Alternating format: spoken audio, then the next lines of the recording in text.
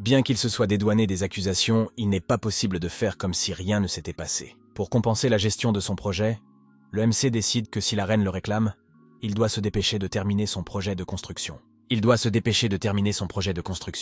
Même s'il est reconnaissant d'avoir évité des conséquences plus graves, Lloyd s'inquiète du peu de temps dont il dispose. Tout en réfléchissant, Bibyong parvient enfin à rassembler tous les hétéros nécessaires à son projet. Dès qu'il obtient le matériel légendaire, le système l'informe qu'il sera récompensé par des points bonus. Ses yeux s'écarquillent lorsqu'il reçoit tous 000 points supplémentaires sans avoir rien fait d'extraordinaire. Il se réjouit, sachant qu'il en a désormais assez pour utiliser sa capacité de congélation du temps si nécessaire. Maintenant que la reine est libérée de la malédiction, ce qui signifie qu'il a empêché un événement majeur, il pense que le nombre de vies sauvées va changer. Mais le compte reste à moins one vie sauvée, puisqu'il ne peut rien y faire maintenant. Au moins il se rapproche de la réponse qu'il cherche. Il se tient devant la reine, qui le traite d'homme terrible.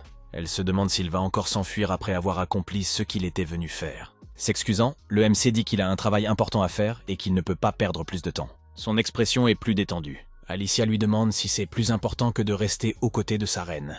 Sans hésiter, il répond que oui. Elle sourit de sa réponse typiquement brutale. Alicia dit que dans ce cas, il devrait partir. Et avec un sourire angélique, elle dit qu'elle attendra son retour. Cela le fait rougir, et il pense que son cœur se sent à nouveau étrange. Il en accuse l'esprit de l'hiver, qui est incrédule que Lloyd n'ait toujours pas compris ce qu'il ressent. Plus tard, nous voyons Draghi transporter les matériaux recueillis à Magentanel, ainsi que le MC et Ravière. À un moment donné, il laisse tomber le chargement. Celui-ci s'enfonce dans la mer. D'après les calculs de Lloyd, les matériaux ont dû tomber près du royaume des sirènes. Puis il change de sujet et demande si Javier a bien dit au revoir à Celuria et s'ils ont parlé d'autre chose. Pour les épéistes, le maître est trop désespéré pour les réunir tous les deux.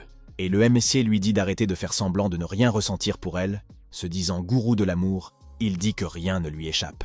En entendant cela, l'esprit de l'hiver pense qu'il doit plaisanter. Lloyd n'a aucune idée de ses propres sentiments. En silence, Javier se souvient de ses adieux avec Celuria. Elle lui a dit qu'un jour, quand il aurait fini son travail, et qu'elle serait devenue un grand mage, alors elle lui dirait qu'elle l'aime. Le souvenir des douces paroles des filles fait rougir discrètement notre nuit. Cela n'échappe pas au MC, qui est maintenant persuadé qu'elle a dit quelque chose d'intéressant et devient jaloux. Ne voulant pas en parler davantage, Javier demande au maître où ils vont maintenant. Selon Lloyd, l'autre matériel important dont ils ont besoin se trouve dans les plaines du sud. Les épéistes se demandent alors s'ils se dirigent vers cet endroit, ce que confirme le maître de cérémonie. Le gang des motards des plaines, les centaures, après la grande guerre tribale. Le deuxième matériau dont ils ont besoin, le topo, a circulé jusqu'à ce que les centaures n'en aient plus. S'ils les trouvent, ils pourraient obtenir des indices sur l'endroit où le topo est allé. Mais pour Javier, cet endroit est trop vaste pour être fouillé. Mais selon Lloyd, ils n'ont pas d'autre choix. S'ils accompagnaient Draghi, ils risqueraient de les effrayer. Et puis, il est sûr que les centaures les trouveront les premiers. À peine a-t-il terminé de dire cela que le sol se met à trembler. Une armée de centaures apparaît, soulevant la poussière et demandant qui ils sont, furieux que des étrangers aient osé envahir leur terre. Les créatures ne ressemblent en rien à ceux que Lloyd avait imaginés. Le groupe les entoure, fait du tapage et beaucoup de bruit avant de se présenter. Le MC demande pourquoi ils font ces bruits, mais pour le centaure, les humains aussi crient bizarrement. Avec cette réponse, Lloyd en conclut que ces types sont de bien piètres personnages. S'inclinant, il demande à parler au centaure le plus sage, mais la créature se moque, affirmant qu'aucun être à deux pattes n'oserait demander une telle chose. Le MC se demande alors quelle différence cela fait d'avoir 2 ou 4 pattes. Comme il était probablement plus rapide que ce type, il revendique le droit de rencontrer leur chef. Le centaure le regarde fixement, outré. Puis ils se remettent à rire étrangement, tandis que l'un d'eux se moque en disant qu'un humain l'a mis au défi de faire une course. Il crie avec colère que c'est le challenger qui décide de la ligne d'arrivée, et que celui qui l'atteint en premier peut avoir tout ce qu'il veut. Javier demande si c'est lui qui va courir. Mais selon Lloyd, pour éviter ce qui s'est passé au royaume des sirènes, c'est lui qui va le faire. L'épéiste prévient que ce ne sera pas facile, car la vitesse du centaure rivalise avec celle d'un maître d'épée. Avec un sourire narquois, le MC reconnaît que courir sera difficile. Avec son regard sournois caractéristique, il révèle qu'il ne courra pas. La course se terminera sur un rocher situé à 200 mètres. Tout content de lui, le demi-cheval dit qu'il va montrer à quel point le corps humain est pathétique. Puis ils s'alignent au point de départ. Un lance-pierre donne le signal du départ. Comme prévu, le centaure prend de l'avance sur le cheval. On regarde la course. Javier pense que ce n'est pas une situation que l'on peut gagner en parlant plus fort. C'est alors que Lloyd ne sort qu'une pelle de sa poche. Et l'épéiste commence à comprendre le plan de son maître. Il utilise sa capacité d'explosion, certain de gagner. L'explosion propulse le MC en avant, vers la ligne d'arrivée. En un clin d'œil, il dépasse le centaure et s'écrase sur le rocher de la ligne d'arrivée. Apparemment, il a utilisé trop de force lors de l'explosion puisqu'il tombe du rocher, presque inconscient. Même le demi-cheval suffisant est abasourdi par la situation. Même ses compagnons ne savent pas comment réagir, car ils ne s'attendaient pas à perdre de cette façon. Lloyd était encore allongé sur la ligne d'arrivée. Il lève alors son visage meurtri et affirme d'un air fou qu'il est le plus rapide. C'était l'homme légendaire qui avait la vitesse de la lumière. Convaincu, le MC rit et dit que puisqu'il a gagné, il devrait maintenant être autorisé à rencontrer leur chef. Mais l'ennuyeux demi-cheval dit qu'il n'est pas d'humeur à lui présenter son chef. Le MC se demande alors sérieusement pourquoi. Selon le centaure irrité, c'est parce que le maître de cérémonie a triché. Il aurait dû courir pour gagner. Avec un regard démoniaque, Lloyd dit que selon leur tradition, peu importe comment il a gagné, tant qu'il a été le plus rapide. Sachant qu'il avait raison, le centaure ne sait pas comment réagir et se contente d'avoir peur de l'humain. C'est alors que quelqu'un parmi les centaures appelle leur capitaine. C'est Charonin qui dit à son capitaine d'arrêter d'être mauvais perdant et d'accepter la défaite. Selon elle, la tradition veut que le plus rapide gagne tout, et il n'est pas question de devoir courir pour gagner. N'ayant pas d'autre choix, il semble que le demi-cheval doive accepter sa défaite. S'avançant en tant que meneuse, la jeune fille appelle le mâle. Elle lui dit de la suivre, car elle va l'emmener chez le chef. Pensif, Lloyd se dit que c'est ainsi que la situation va se dérouler. Ils partent donc tous les trois à la rencontre du chef des centaures. En chemin, Javier remarque que le maître a l'air très fier, révélant qu'il se sent très populaire auprès de ses gens. Selon lui, les femelles centaures aiment les hommes rapides, et si elles devaient choisir, elles choisiraient toujours le plus rapide. C'est pourquoi il est convaincu que Charonin est en train de tomber amoureuse de lui. Mais pour les épéistes, ce n'est pas le cas. Alors que Lloyd se demande si Javier est jaloux, il reçoit un coup de pied dans l'estomac, ce qui l'envoie voler au milieu du champ. La fille a entendu leur conversation et dit que même s'il est le plus rapide, il doit au moins être beau. Le MC se retrouve complètement découragé sur le sol. En regardant le maître, l'épéiste se rend compte que le regard de la fille n'était pas un regard d'intérêt pour lui. Comme de nombreuses femmes l'ont regardé avec amour, il sait reconnaître ce genre de regard. Lloyd ne se sent pas mieux pour autant. Alors que le MC est porté, la fille fait remarquer qu'il est très ennuyeux que tout le monde ne parle que de vitesse. Elle souligne que la vitesse n'est pas tout. En la regardant, Lloyd se demande ce qu'elle veut dire par là. Ils arrivent enfin au village des Sentinelles, et Charonin explique que la plus grande tente appartient à leur chef. Elle révèle également que le chef s'appelle Sherry Khan et qu'il est son père. Cela surprend le couple qui ne s'y attendait pas. La tente du chef est vraiment différente des autres. À l'intérieur, Sherry Khan dit que c'est un plaisir de rencontrer l'homme rapide reconnu par sa fille. Lloyd et Javier se contentent de regarder le chef sans rien dire. Le MC ne s'est toujours pas rendu compte de l'étrangeté de ces personnages. Il se présente, explique qu'il est à la recherche du topo, qui faisait partie du joyau de la vérité, et lui demande s'il sait quelque chose à ce sujet. Comme si ce n'était rien, le chef dit que ce qu'il cherche est juste là. Le MC reste d'abord sans voix. Puis il demande au chef le topo, ce à quoi le chef répond que l'humain ne doit vraiment pas avoir honte. Même s'il n'en a pas l'utilité, il dit que le topo fait partie de leur tradition et qu'il ne peut donc pas le donner comme ça. Lloyd commence à penser qu'il ne sera pas facile de prendre ce dont il a besoin par la force. Charonin, qui écoutait la conversation, dit que ces traditions sont inutiles et que son père devrait lui remettre l'objet. Le chef se plaint des idéaux modernes de sa fille et lui dit d'aller courir détruire quelque chose à l'extérieur. L'ignorant, elle parle de la légende de l'homme à la vitesse de la lumière et dit que le MC est peut-être lui. Selon la jeune fille, il s'agit d'une légende transmise de génération en génération, selon laquelle un homme volant à la vitesse de la lumière leur rendrait visite, et que cet homme résoudrait le problème de vitesse des centaures. Sherry Khan dit que si Lloyd est bien cet homme et qu'il peut résoudre le problème, c'est-à-dire qu'ils ne peuvent pas battre de record, alors il lui donnera volontiers le topo. À ce moment-là, le MC se demande comment il pourrait devenir encore plus rapide qu'il ne l'est déjà. Au loin, dans une autre partie du royaume, nous voyons une pièce au milieu de laquelle se trouve une sorte de chaudron rituel. À l'intérieur du chaudron, un bras flotte dans un liquide vert. Soudain, le membre se met à bouger et à se régénérer. Il devient rapidement un corps humain complet. Il sort de l'énorme chaudron et se traîne sur le sol. L'humain enragé n'était autre que Thanos, qui avait dû revenir en utilisant une forme d'énergie noire. Il se demanda comment il avait pu échouer à tuer Lloyd, même en utilisant la magie noire, en réfléchissant à comment, avec cette apparence de ghoul, qu'est-ce qu'il pouvait faire maintenant. Avec la force qu'il a maintenant, il doute de pouvoir faire quoi que ce soit. C'est alors qu'une voix lui dit que c'est un triste spectacle, et lui rappelle qu'on lui avait dit depuis le début. Tout ce qu'il avait à faire, c'était de l'appeler dans le monde des vivants. Car cette personne, qui n'était autre que le Seigneur des Enfers, tuerait Lloyd Frontera pour lui. Il révèle également que c'est lui qui a révélé l'emplacement du château de Targa, et qu'il a aidé Thanos à apprendre la magie noire ancienne.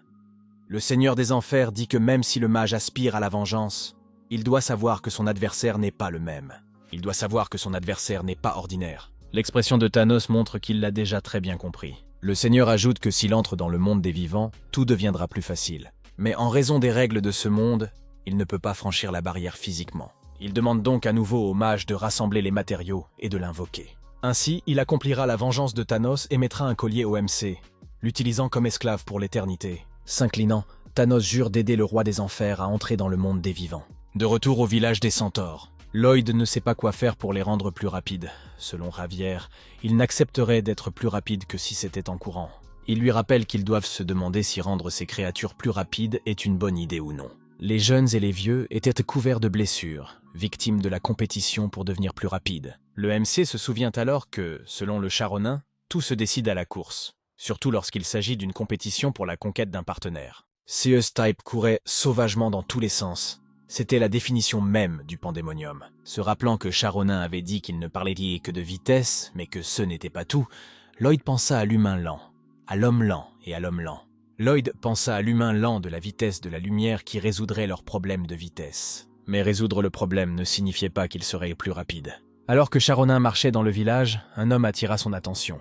Il lui demanda d'accepter sa demande en mariage. La jeune fille ne semblait pas du tout intéressée, et il a dit qu'elle agissait comme si elle n'aimait pas ça du tout. Il affirmait avec assurance qu'il était le champion des centaures Comanches, que toutes les femmes l'aimaient et qu'elle ne devait pas être différente. Le type lui attrapa le bras, lui disant d'arrêter de faire semblant d'être pur, et qu'il devrait aller courir dans les fleurs. Plus qu'irritée par cet idiot, elle lui a dit de ne pas la toucher et lui a donné un coup de pied. Les filles se disaient qu'elles détestaient les gens comme lui qui n'avaient confiance qu'en leur vitesse.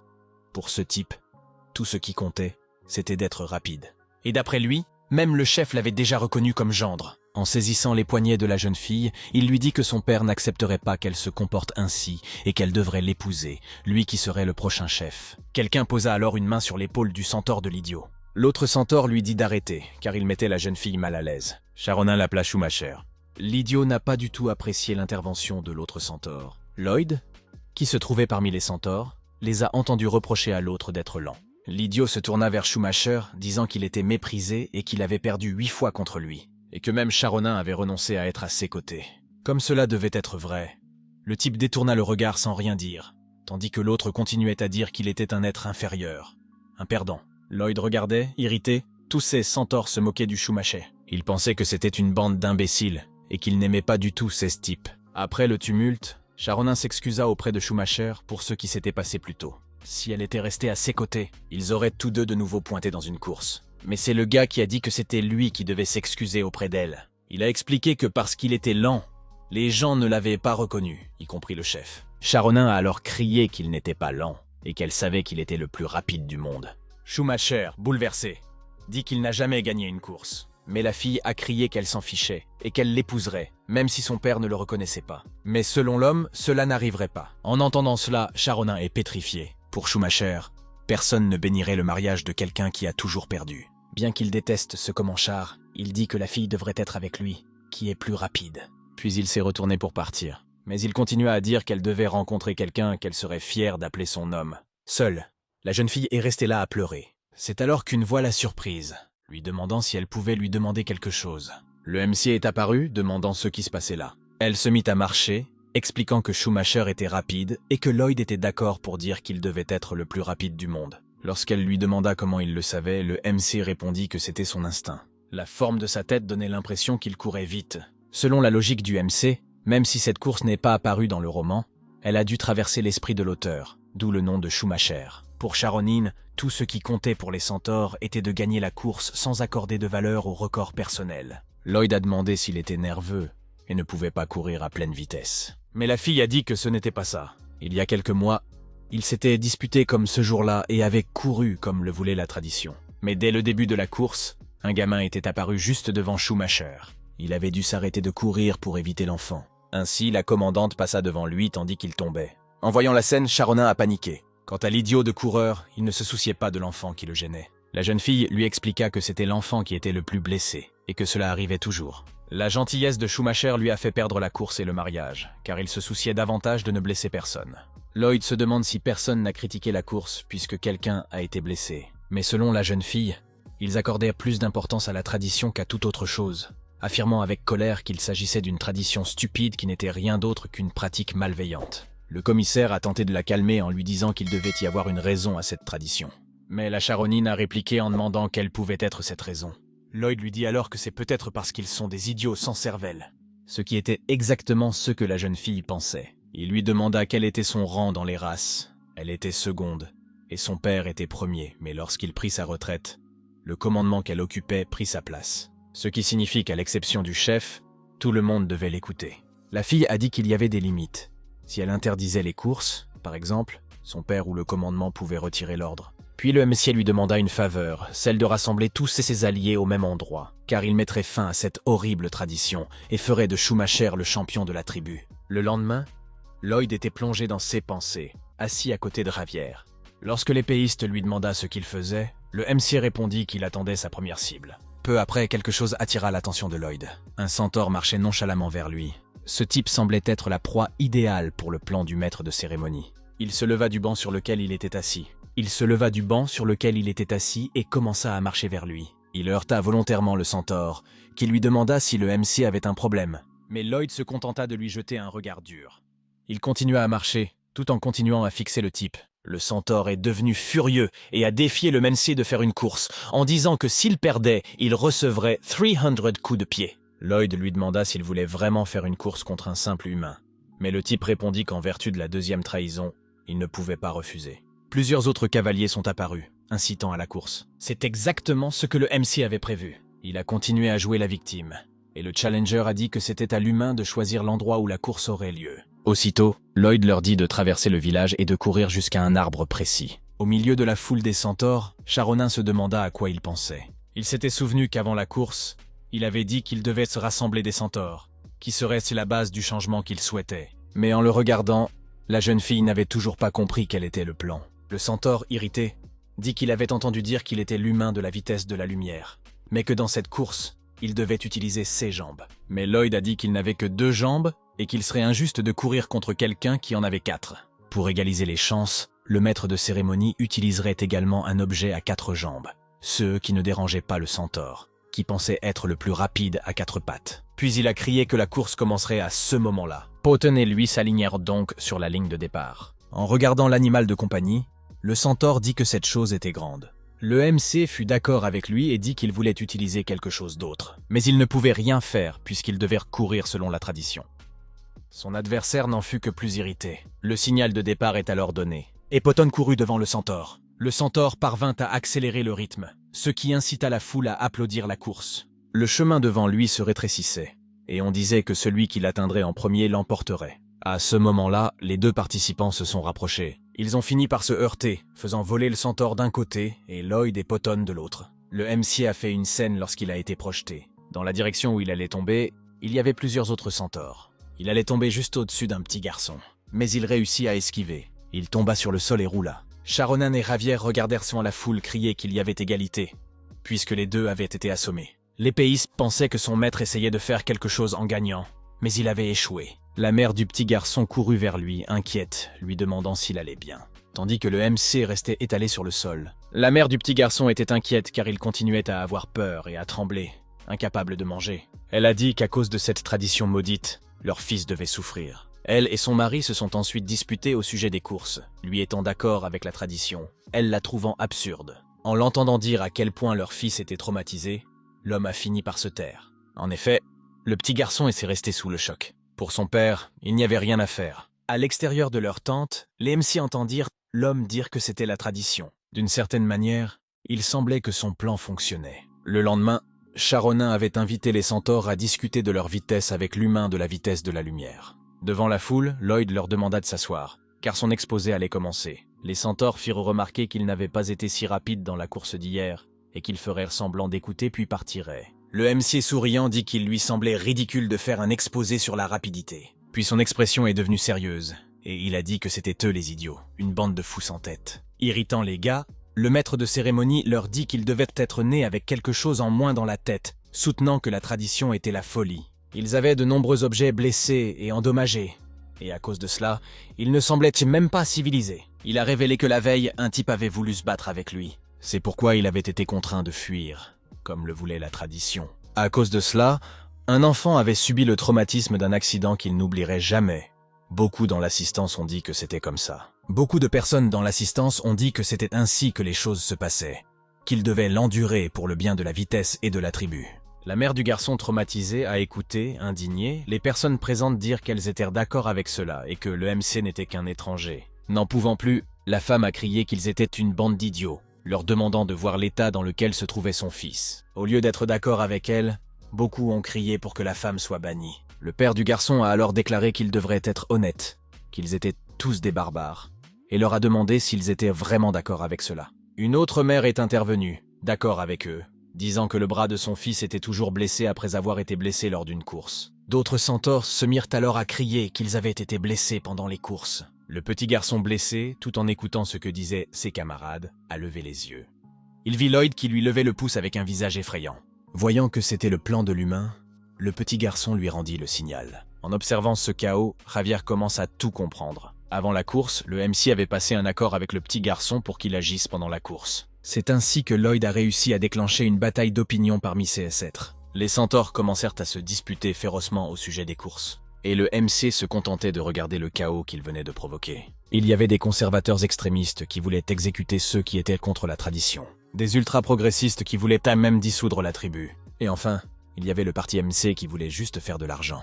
Charonin demanda inquiet ce qu'il comptait faire après avoir provoqué cette guerre civile. Mais le MC a répondu qu'il n'avait rien fait de tout cela, qu'il avait seulement dit que les choses étaient dangereuses à cause des accidents qui s'étaient reproduits. En le regardant, Javier pensa que la responsabilité de tout cela incombait vraiment à son maître. C'était lui qui avait fait tout cela. C'est alors que quelqu'un arriva, demandant ce que signifiait tout ce remue-ménage. C'était exactement la personne qu'attendait Lloyd. Le père de Charonin, le chef du village. Enfin, celui que le MC voulait était là. Shere Khan déclara que l'humain avait dit qu'il résoudrait les problèmes du village, mais que ce n'était pas ce qu'il attendait. Lloyd a dit qu'il essayait de tenir sa promesse, mais que la tribu n'arrivait pas à se mettre d'accord et qu'elle en était arrivée là. Les uns voulaient conserver la tradition et continuer les courses, tandis que les autres voulaient s'en débarrasser. Face à cette division, le MC a quelques idées. Tout d'abord, il proposa un règlement concernant la vitesse, interdisant les courses improvisées et à grande vitesse dans le village. Mais les centaures se sont écriés qu'il était ridicule que ce soit quelqu'un d'extérieur qui décide de ces choses. Ignorant les commentaires, il mentionna qu'ils allaient également construire une arène géante uniquement pour les courses de vitesse, un endroit sans obstacle créé pour le plaisir de la course. En regardant Schumacher, le MC a dit que dans cet endroit, quelqu'un pourrait peut-être réaliser un nouveau record. Le centaure se rendit compte que cette déclaration lui était destinée, mais il resta silencieux. Lloyd poursuit en disant qu'il ne devrait plus y avoir de victimes d'accidents, et que de nouveaux records pourraient être atteints. C'était la vraie solution au problème de vitesse du centaure. Et aussi la possibilité pour le MC de gagner le topo. Les centaures restèrent divisés entre ceux qui approuvaient l'idée et ceux qui la trouvaient insensée. C'est alors que le chef de la tribu déclara que cela n'avait aucun sens. La tradition qui avait été maintenue jusqu'à présent était de courir où et quand on le voulait, quelle que soit la situation. Pour un Shere Khan, c'était ceux qui l'avaient sauvé lors de la dernière guerre.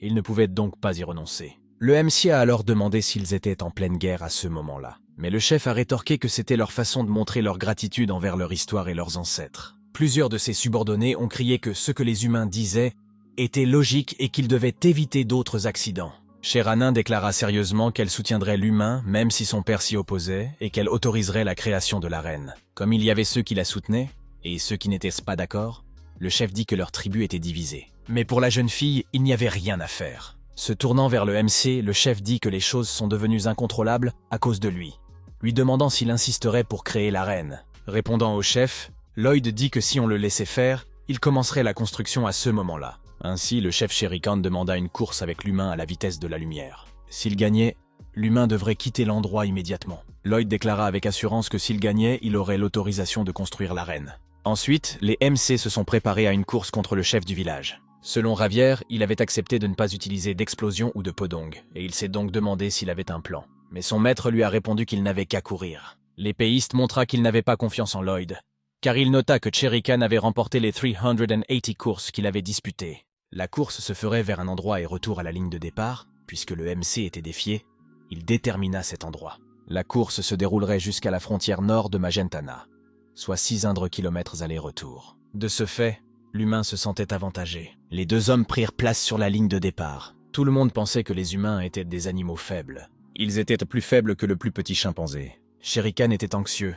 Il avait peur de savoir qui serait le vainqueur. Il était difficile de trouver un animal plus lent que les humains. Mais préparé à courir, Lloyd semblait déterminé. Les humains étaient des êtres bien plus forts qu'on ne le pensait. Mais dès que la course a commencé, le chef de tribu a tiré avant même que l'humain ne bouge. Il resta ainsi sans bouger d'un millimètre. Puis, lentement et très progressivement. Et se mit à courir sans se soucier de rien. Cela ne ressemblait en rien à une compétition pour lui. C'est alors que certains centaures se mirent à rire de lui, disant que le vainqueur de cette course était déjà désigné. Lloyd savait que les humains étaient les plus faibles physiquement, et qu'ils avaient pourtant subjugué les autres animaux et s'étaient développés. Cela était dû à leur intelligence, mais pas seulement. Loin devant dans la course, Shere Khan perdait de la vitesse, fatigué. Contrairement à l'humain, qui avait une plus grande capacité à courir sur de longues distances, et qui ne semblait pas le moins du monde épuisé. Le MC continuait à courir sans perdre le rythme. Comme il ne pouvait pas rivaliser avec la vitesse explosive d'une créature à 4 pattes, il pouvait conserver son énergie en courant sur 2 jambes. Au lieu d'une fourrure, ils ont développé des glandes sudoripares pour réguler leur température corporelle. Ce corps était plus fort que celui de n'importe quel prédateur dans l'histoire de la Terre. Il permettait aux humains de chasser leur proie jusqu'au bout du monde. En entendant les pensées détaillées du MC, le cœur de l'hiver se demanda s'il allait bien. Dès qu'il aperçut le chef, il pensa que ce serait sa première défaite après 380 victoires. Avec un air suffisant, il était sûr que cela arriverait dès le début. Mais soudain, l'expression de notre protagoniste changea. Shere Khan n'avait pas l'air le moins du monde épuisé, ce qui était tout à fait différent de ce que Lloyd avait imaginé. Le chef avait déclaré que les longues courses étaient fatigantes, et que sa race, même si elle est très rapide, elle se fatigue vite. Il révéla qu'il savait que l'humain avait choisi cette race, parce qu'il en était conscient, et de dire qu'il était très intelligent. Les paroles du chef laissèrent le MC avec une expression paniquée. Puis le chef était parti, laissant l'humain derrière lui. Cela inquiéta le magasin. Il semblait que la victoire ne serait pas aussi facile qu'il le pensait. Il essaya de se calmer, se disant qu'il devait courir à son rythme, comme au début. Un peu plus loin, il était plus fatigué, et quelque chose attira son attention. Shere Khan était juste devant lui. Il lui fit un signe de la main sans avoir l'air le moins du monde épuisé. Puis il repartit, laissant une fois de plus l'humain derrière lui. Lloyd commença à paniquer, pensant qu'il n'y arriverait pas, que c'était une course perdue d'avance. Il commença à se demander s'il devait utiliser sa capacité énergétique ou les explosions, mais essaya rapidement de ne pas y penser. Ce devait être une course de vitesse et d'endurance. Le lendemain matin, le MC continuait à courir et semblait très épuisé. Il approchait de la frontière nord de Magentana où le chef l'attendait déjà. Shere Khan, méfiant, attendait l'humain et trouvait qu'il mettait trop de temps à arriver. Alors il avança de nouveau, laissant l'humain loin derrière. Le MC courut encore un peu pour toucher la frontière nord, et fit demi-tour, essayant de courir jusqu'à la ligne d'arrivée. Ce chef était un monstre. Le MC ne se souciait plus de la reine, mais se demandait comment il allait pouvoir obtenir le topo. Puis il se remit à penser à la tricherie. Pendant ce temps, au village des centaures, Shere Khan parlait à Schumacher. Il disait que si leur tradition était différente, s'ils étaient nés dans un autre endroit, alors ils seraient capables d'être beaucoup plus rapides. De retour au MC, malgré la fatigue, il était maintenant déterminé à continuer à courir. Il se répète qu'il doit arriver au bout comme il a commencé, sans tricher. Un peu plus loin, le chef des centaures était immobile. Cette fois, Shere Khan avait l'air vraiment fatigué. La nuit était tombée, et pourtant Lloyd continuait à courir, en essayant de se convaincre de ne pas tricher. À ce rythme constant, il réussit à dépasser le chef. N'acceptant pas d'être dépassé, le chef se remit à courir devant l'humain. Il était clair que le chef et Lloyd étaient tous deux à bout de souffle. Et Lloyd n'avait plus assez de force pour terminer la course. À l'aube, Shere Khan courait presque à bout de souffle dans un champ fleuri. Mais soudain, il perdit l'équilibre et tomba. Le centaure avait du mal à se relever, disant qu'il était loin de son apogée et qu'à ce moment-là, sa vitesse de récupération n'était plus la même. C'était comme si son vieux corps lui disait qu'il était temps de s'arrêter. Il regarde l'horizon. L'image de sa fille et de Schumacher revint à l'esprit du centaure. La fille y affichait un sourire en regardant son bien-aimé. Au fond de lui, il savait qui sa fille aimait vraiment. Mais il ne pouvait pas ignorer la tradition sous prétexte que Shere Khan était sa fille. Il croyait que la tradition les protégeait, et il continuerait à la maintenir jusqu'à ce que quelqu'un vienne, et dise qu'il pouvait enfin la mettre de côté. Essayant de courir une fois de plus, Shere Khan souhaita que Lloyd lui prouve qu'il était l'homme qui pouvait mettre fin à cette tradition. De nombreux centaures attendaient anxieusement la ligne d'arrivée, désireux de savoir qui serait le vainqueur. Le premier à remarquer que quelqu'un approchait fut le petit garçon aux cheveux violets. Puis Shere Khan regarda avec étonnement qui arrivait, tout comme Schumacher. Le chef des centaures et Lloyd couraient au coude à coude vers la ligne d'arrivée. Shere Khan et le MC refusent d'abandonner, même épuisés. Depuis la foule, Javier les observait d'un air ennuyé. D'un cheveu, le centaure devançait l'humain. D'après ceux qu'il pouvait observer, son maître n'avait plus de mana. Mais il trouvait toujours un moyen de gagner, même lorsque son mana était à 0, il en trouvait encore. Même le système lui suggérait d'utiliser sa capacité d'énergisation. Mais il ne cessait de répéter qu'il continuerait lentement et régulièrement, même s'il semblait que son corps ne tiendrait pas le coup. Javier regarda son maître avec un mélange de surprise et d'admiration. Lloyd était épuisé, et il se demandait comment ce vieil homme avait encore la force de continuer à courir. En effet, Shere Khan, extrêmement fatigué, tomba avant d'atteindre la ligne d'arrivée. Et il fut dépassé par le MC, qui ne se retourna même pas. Le centaure se releva alors pour tenter d'atteindre la fin de la course. Tout ce que voulait le MC à ce moment-là, c'était que le chef tombe une fois pour toutes. Tandis que Shere Khan voulait que l'humain soit plus fort que lui et qu'il le dépasse à nouveau. Soudain, c'est comme si Lloyd avait mis le pied dans une flaque d'eau. Il avait l'impression de s'enfoncer dans l'eau.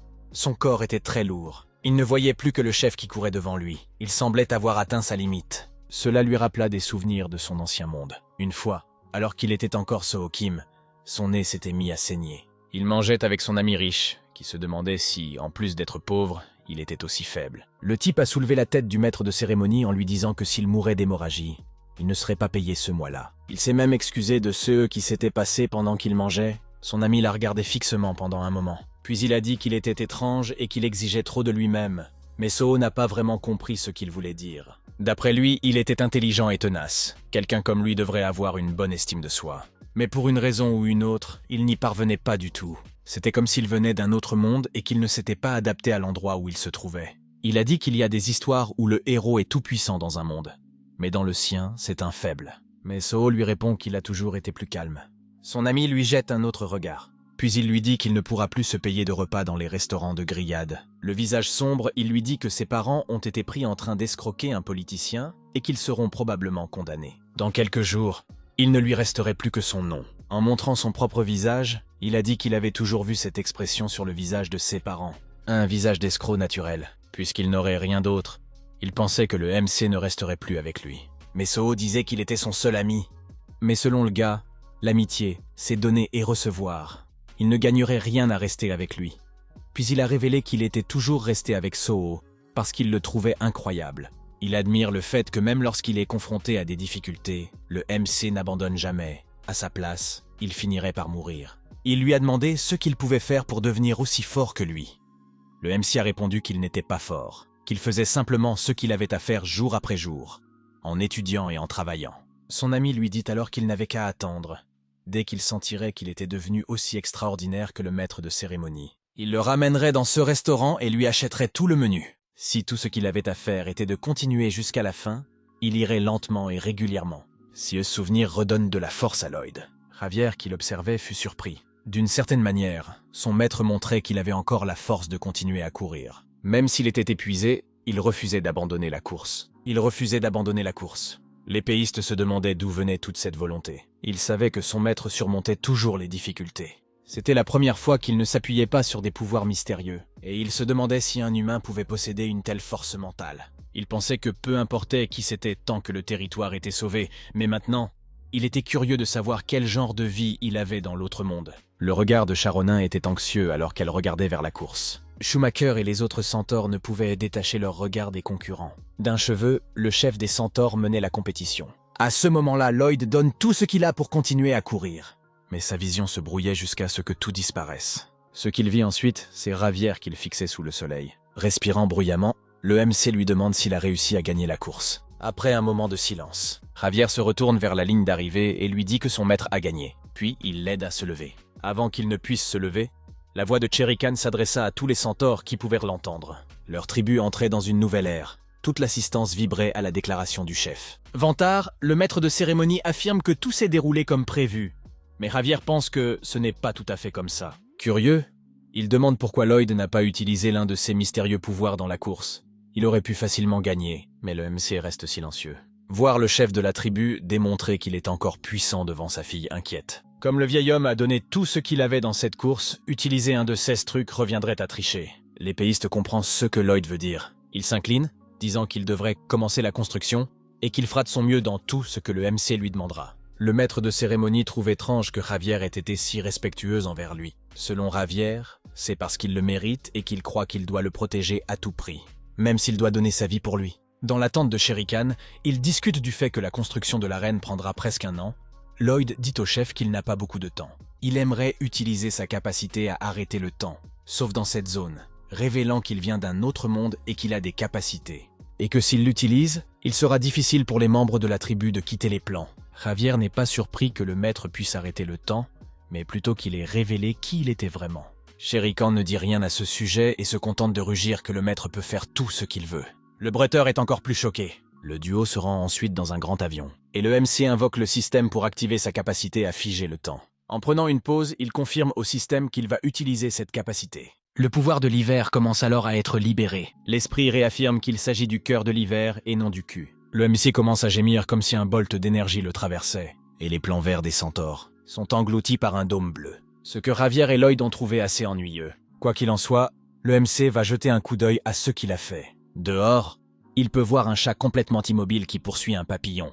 Il semble que la capacité ait effectivement fonctionné. Lloyd déclare que l'important maintenant est de finir le travail rapidement. Ils doivent donc commencer la construction immédiatement. La première étape consiste à utiliser le grand maître de l'épée comme excavateur pour déblayer le terrain. La deuxième consiste à utiliser un ouvrier de niveau grand maître pour niveler le terrain.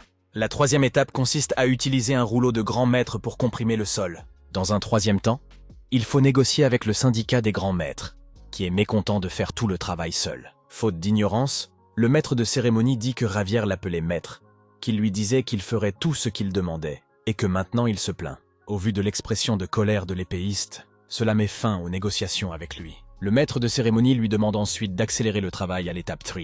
À l'étape 5, Bangoul est appelé pour créer des barres d'armature et du béton. Lloyd réfléchit que la sixième étape consiste à installer les barres d'armature. Pour ce projet, il aura besoin d'un sol en béton armé, idéal pour ce climat sec et chaud et plus durable. Dans cette partie, beaucoup de choses doivent être faites à la main, et le MC pensait qu'il aurait besoin de l'aide des centaures. Mais ils étaient complètement inutiles pour ce genre de travail. Ils ne pouvaient donc rien faire. Dans ce cas, c'est le grand maître qui devait s'en charger. À l'étape 7, c'est donc Javier qui a dû terminer tout le projet. À l'étape 8, il a également tout rafistolé. Tout comme à l'étape 9, il a mis tout le sable. Enfin, le maître de cérémonie déclare qu'il est temps de passer à la grande finale. Il observe de loin que son travail est pratiquement terminé. Après 7 mois, ce grand projet de construction est prêt. Lloyd se vante auprès de Javier qu'après seulement 7 mois de travail, le projet est terminé. Cela suscite l'ire de l'épéiste, qui a pratiquement tout fait tout seul. Mais comme il ne peut pas se permettre de se plaindre, il s'en va. Il s'en va, laissant le maître de cérémonie seul. Le maître de cérémonie rit en voyant le message du système l'avertissant que Javier lui a montré son côté le plus colérique.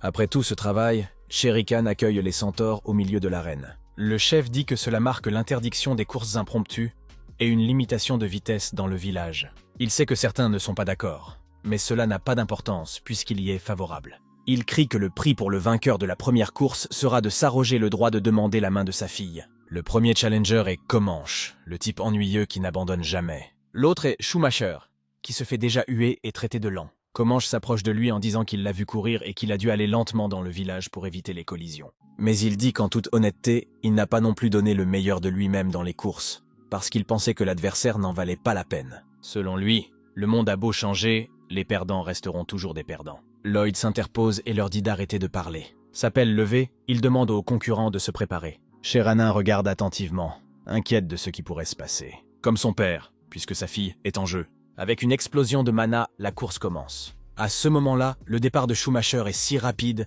qu'il arrache les vêtements de Lloyd et de Comanche. C'est comme si une turbine traversait le public, avant même que son adversaire ne puisse bouger. Schumacher a franchi la ligne d'arrivée. Le vainqueur se tourne vers Comanche, disant qu'il était pressé. L'autre concurrent est tellement abasourdi qu'il ne peut même pas réagir. Schumacher se rend alors auprès de sa bien-aimée et lui demande de l'épouser.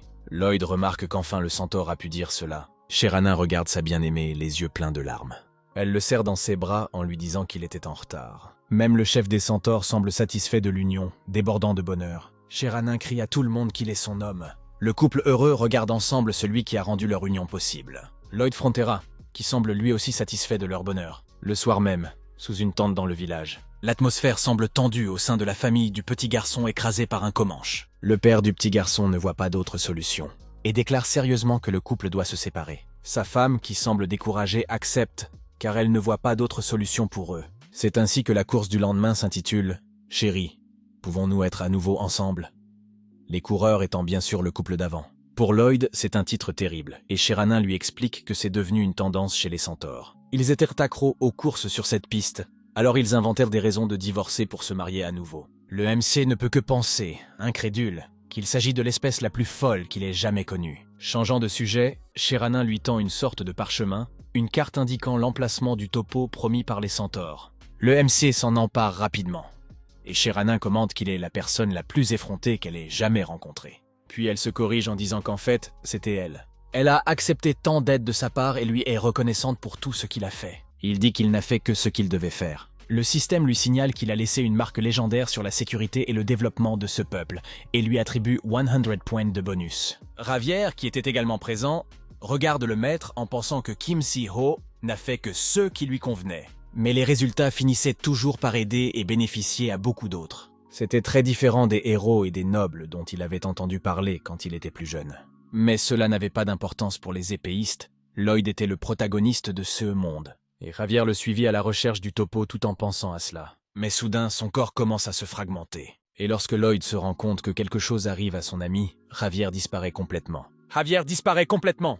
Le MC est alors en état de choc, car cela ne peut pas arriver. C'est alors que la voix de Javier, qui semble venir de nulle part, attire son attention. Elle lui demande s'il s'est passé quelque chose. Confus, Lloyd s'efforce d'expliquer ce qui s'est passé. Les épéistes sont encore plus confus. Voyant qu'il ne pourrait rien expliquer, le MC dit simplement à son ami de ne pas s'inquiéter, ce n'était rien, imaginant qu'il était en train de devenir hérétique, et que c'est pour cela qu'il voyait des choses. Il s'aperçoit alors qu'ils ont atteint la limite du territoire des centaures. Il était temps d'enlever le gel du temps. L'endroit qui était autrefois complètement recouvert par le dôme de glace. Le temple et le reste du monde s'écoulent à nouveau, mais sans effet spécial. Une fois de plus, le MC est furieux, bien que Javier l'ait prévenu qu'il aurait dû s'y habituer. C'est alors que quelque chose se passe dans le cœur de notre héros. Il a l'impression d'être gelé, et il se recroqueville, les mains sur la poitrine, laissant Javier inquiet. Pendant un instant, son cœur s'est figé, et il interroge le cul de l'hiver, voulant savoir ce qui s'est passé. La créature lui explique que c'est un effet de la capacité, et que ce n'est pas un problème. Du moins pas maintenant. Mais cela n'explique pas tout. Celui qui le sait est celui qui a créé le mégot. Elle est irritée par la façon dont le MC continue de l'appeler. D'après la créature, elle peut quitter Lloyd à tout moment. Mais son cœur serait arraché si elle le faisait.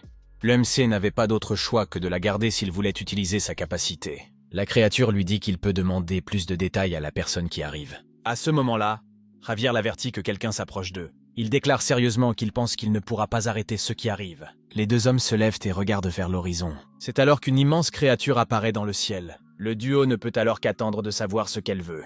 Le grand dragon se pose juste devant eux et les regarde majestueusement. Les yeux écarquillés, Lloyd sait que le dragon couvert de glace est Tyrannus. Créateur du cul de l'hiver, le dragon déclare que c'est le MC qui a mangé son cœur d'hiver. Qui a abusé de ce pouvoir et a figé le temps de ce monde, voulant récupérer son cœur. S'évanouissant par ignorance, Lloyd lui dit qu'il n'a aucune idée de l'identité de la personne que le dragon recherche. Javier regarde son maître.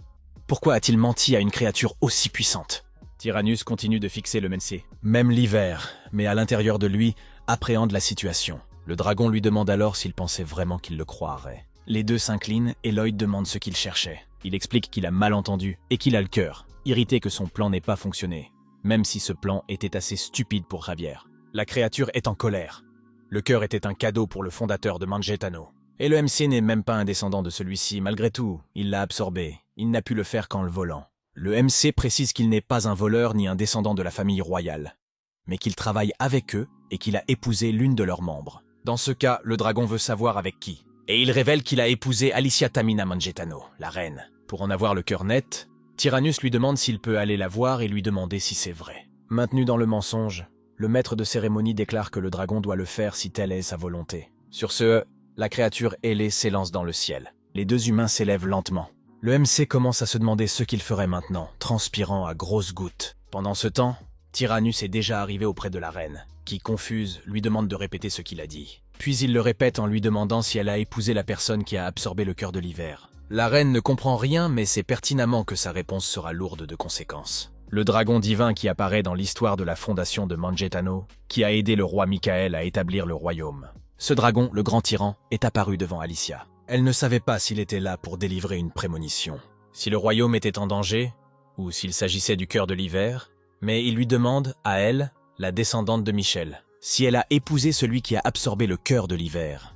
Et c'est cette question qu'elle ne comprend pas, et lui demande de répéter. Le dragon s'exécute donc, mais en l'entendant à nouveau. Alicia affiche une expression encore plus confuse. Puis Tyrannus hurle de fureur qu'au vu de sa réaction, cet homme lui a menti. Dans son esprit, elle organise ses pensées selon lesquelles Lloyd a absorbé le cœur, ce qui a rendu le dragon furieux. Il avait été trompé par le mensonge selon lequel il avait obtenu le cœur en étant marié à elle. Essayant d'arranger les choses, Alicia explique qu'ils se sont mariés en secret et que sa réaction était due à sa surprise qu'il soit au courant. Le dragon veut alors savoir pourquoi elle s'est mariée en secret. La reine lui répond que c'est parce qu'elle est timide, mais cela n'explique pas tout pour lui. Alicia dit qu'elle craignait d'être trop nerveuse pendant la cérémonie, de rougir et de devenir la risée de son peuple et des autres pays. Pour une raison ou une autre, cela semble étrangement commode, et elle lui dit que le cœur de l'hiver leur a été donné, que Lloyd ne l'a pas volé. Tyrannus continue de réfléchir pendant quelques instants, jusqu'à ce qu'il déclare qu'il croit en ses paroles. Puis il disparaît, comme s'il n'avait jamais été là.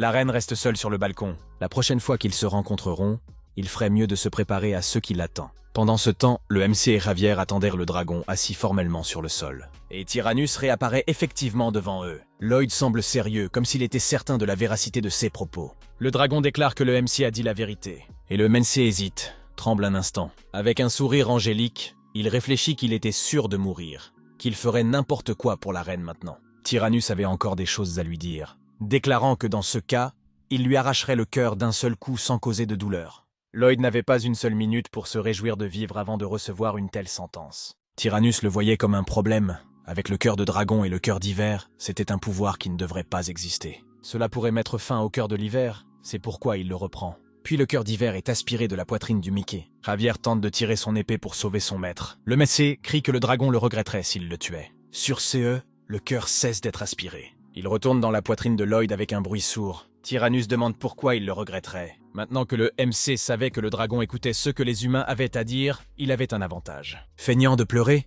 il dit au dragon qu'il fait partie de l'association du roi dragon. Tyrannus ne le croit pas, mais Lloyd affirme que c'est vrai et qu'il peut vérifier s'il le souhaite. Il analyse de plus près l'humain qui se trouve devant lui. Il se rend compte que le MC a bien été reconnu par lui, en ne parlant du roi que comme « Lloyd sait que ce dragon doit être vraiment fort ». Javier n'aurait aucune chance. Il ajoute que s'il était tué, Tyrannus aurait des problèmes avec le roi. Le dragon se sent menacé et pense qu'il n'est pas si grave d'avoir des problèmes avec le roi, si c'est pour le bien de l'ordre naturel du monde. Continuant à jouer la victime, le MC lui dit qu'il a accepté de mourir et qu'il ne peut pas menacer quelqu'un d'aussi puissant. Mais il aimerait suggérer quelque chose qui lui permettrait de ne pas avoir de problème avec le roi, même s'il le tuait ce jour-là. Comme l'idée ne semble pas mauvaise, le dragon permet au MC de la partager. Lloyd veut faire un pari, s'il gagne, il sera libre. Sinon, le dragon pourra lui prendre le cœur de l'hiver. Feignant toujours de pleurer, le MC déclare qu'il sait qu'il perdra, mais que s'il est tué à cause d'elle, le roi s'en fichera. Le pari était qu'il devait frapper Tyrannus dans l'estomac une fois, et que s'il le faisait vomir, il gagnerait le pari. Poursuivant son drame, Lloyd montre qu'il ne serait jamais capable de faire une chose pareille. Mais quand il mourra, il aura le titre de celui qui a frappé le grand Tyrannus, donc ce ne sera pas mal pour lui. Le dragon regarde l'humain, se demandant si le pari en valait vraiment la peine, puis il décide d'accepter la proposition, puisqu'il le tuerait de toute façon, étant innocent. Le Memestier le remercie, et lui demande humblement une dernière chose. Il lui dit qu'il a toujours aimé l'eau et qu'il rêvait d'être enterré dans la mer, et qu'il aimerait donc que l'attaque ait lieu près de la mer. Pris de pitié, le dragon accède à sa demande. Et il se dirige vers une rivière tandis que Javier pense que son maître n'aura aucune chance. Poursuivant sa performance digne d'un Oscar, l'épéiste tente de trouver un moyen de sauver son maître d'une mort imminente. Puis les participants au pari arrivent à la rivière, et Tyrannus déclare qu'il est prêt. Pendant un moment, Lloyd continue son numéro. Mais il reprend son visage diabolique habituel et déclare qu'il va l'attaquer. En voyant ce visage, le dragon hésite, et Lloyd court vers lui. Utilisant sa capacité, il tire dans l'estomac pour maximiser les dégâts. Mais devant l'immense créature, l'attaque ne semble pas avoir d'efficacité. Et Tyrannus commence à dire que c'était une vaillante tentative, et que Lloyd serait connu comme. Mais il doit s'arrêter de parler car il se met à vomir. La capacité de Lloyd permettait à tout organisme qu'il frappait sous l'eau de vomir d'un seul coup. Même couvert de cette substance, l'humain était plus que content, il avait gagné. Tyrannus vivait paisiblement dans sa grotte, jusqu'à ce que soudain, quelque chose vienne troubler cette tranquillité. Le temps s'était arrêté. Le dragon savait qu'il s'agissait du pouvoir du cœur de l'hiver, mais il se demandait qui avait pu l'utiliser à si grande échelle. Mais ce qui attira vraiment son attention, ce n'était pas tant l'utilisation de la capacité. C'était que le cœur se trouvait dans un humain, que quelqu'un avait réussi à le dévorer et qu'il avait quand même arrêté le temps. Quelqu'un comme ça était sûrement dangereux. Alors il s'est envolé vers cette personne quand le temps est revenu à la normale. Et maintenant, ce même dragon était en train de régurgiter parce que l'humain avait réussi à le frapper à l'estomac. S'évanouissant de stupidité, Lloyd s'interrogea sur sa victoire, tandis que le dragon continuait à se sentir mal, jusqu'à ce que son corps se mette à briller intensément. Et il reprit sa forme humaine, toujours en train de vomir. Il demande au MCCE qui s'est passé. Ce dernier fait semblant de ne pas savoir comment il a pu gagner ce pari. Puis l'humain lui demande s'il peut continuer à vivre puisqu'il a gagné. En dragon honnête, il confirme que oui, il ne rompra jamais une promesse. Le MC n'avait jamais eu aussi peur de mourir, mais il savait maintenant que sa capacité fonctionnait vraiment. Tyrannus, cependant, dit que la promesse ne vaut que pour cette fois, mais selon Lloyd, cela ne se reproduira plus. Le dragon se demande s'il fait le bon choix, car le MC est rusé, effronté et possède d'étranges pouvoirs. Mais s'il était vraiment maléfique, son fils ne l'aurait pas accepté dans son club. Le MC interrompt Tyrannus pour lui demander s'il est vraiment le père de Verkis. Comme s'il s'agissait d'une question idiote, le dragon confirme. Lloyd n'en revient pas. Même le dragon ne comprend pas la réaction de l'homme. Ce dernier court vers lui et lui prend la main. Avec le regard d'un vrai chagrin, le MC admet que Tyrannus a dû vivre des moments vraiment difficiles. Un humain couvert de vomi qui lui attrape la main, c'est très étrange. Mais le MC continue à lui dire qu'il a dû beaucoup souffrir. Il a beau essayer de s'en débarrasser, il n'arrive pas à lâcher la main. Mais soudain, une larme coule sur son visage. Le dragon ne comprend pas d'où elle vient. Mais Lloyd dit qu'il doit laisser sortir toute sa souffrance. Connaissant Verkis, il sait que le roi dragon était extrêmement paresseux et égoïste. Même s'il était le plus fort, son père a dû souffrir pendant des milliers d'années. En entendant cela, les larmes de Tyrannus continuent de couler, et il finit par céder au MC en l'embrassant. Il avoue que personne ne lui a jamais dit cela, que le dragon a travaillé dur pour bien élever son fils, et qu'il a subi beaucoup d'humiliations. Finalement, c'est sa femme qui l'a réparé, et même sa fille n'a Dieu que pour son beau-frère. Tous ses efforts ont été vains. Javier regarde le dragon, qui semblait autrefois si dangereux, pleurer, se considérant comme un vieil homme dont personne ne se soucie. Mais Lloyd affirme que la famille de Tyrannus peut maintenant s'amuser, grâce au travail acharné du dragon pour les élever. Ces mots font pleurer le roi dragon encore plus fort. Le plan du MC avait parfaitement fonctionné. Maintenant, il n'y a plus aucun moyen. Penser que quelqu'un d'aussi compréhensif était dangereux. En observant la scène, Javier ne savait plus si c'était vraiment le protagoniste de ce monde. Que ce qu'il faisait soit bon ou non, il n'en savait plus rien. En fait, quelque temps plus tard, les trois regardèrent le ciel. Tyrannus réfléchissait à la honte de serrer un humain dans ses bras. Et le MC lui a dit que les humains et les dragons étaient assez empathiques. Le dragon se lève et demande si le maître de cérémonie s'appelle bien Lloyd Frontera. Il lui dit que la vie de Lloyd allait bientôt prendre fin, que le cœur de l'hiver lui gelait lentement le cœur, et qu'au bout d'un certain temps, il allait mourir. Le MC demande au cœur de l'hiver s'il est un meurtrier. Mais même lui ne le savait pas. Il s'était laissé absorber pour le sauver. Ne voulant pas mourir si tôt, Lloyd se demande s'il peut faire quelque chose pour empêcher cela. Pour faire fondre le cœur gelé, il fallait absorber l'œil de l'été, qui a le pouvoir du feu. C'était un autre artefact divin de Magentana. Et le MC de demander combien de temps il lui reste avant que son cœur ne soit gelé. Pour le dragon, il lui restait entre 5 et 10 ans. Ce qui a rassuré le MC, c'est que c'était assez de temps, pour qu'il puisse résoudre tout ce dont il avait besoin. Tyrannus a vu que l'humain avait un esprit fort pour penser ainsi. C'est peut-être ce qui a attiré l'attention et le cœur de Verkis. Il demande alors ce que Lloyd doit encore résoudre et veut connaître les détails. Si ce n'est pas quelque chose de trop difficile, il l'aiderait. Ainsi, le MC partage qu'il avait besoin de matériaux et d'éviter les tragédies qu'il voyait dans ses rêves. Le dragon révèle qu'il en a deux, le Horaki et le Takafuna. Les yeux de Lloyd brillent en entendant cela. Il s'incline et demande les objets. Puisqu'ils ont été utilisés comme oreillers par le dragon, il n'y voit pas d'inconvénient. Le MC se réjouit de la chance qu'il a eue. Il a réussi à obtenir presque tous les 5 matériaux dont il avait besoin. Il ne lui manquait plus que le Kiara. D'après les souvenirs de Tyrannus, les Verkis devraient avoir ce dernier matériau. Son fils faisait des recherches sur le voyage dimensionnel et avait envoyé le Kiara quelque part. Le MC s'irrite que l'idiot ait envoyé ce dont il a besoin dans une autre dimension et demande où il a été envoyé. Le dragon se souvient qu'il a été envoyé à l'âme. Lloyd est incrédule, car c'est un endroit qu'il connaît très bien.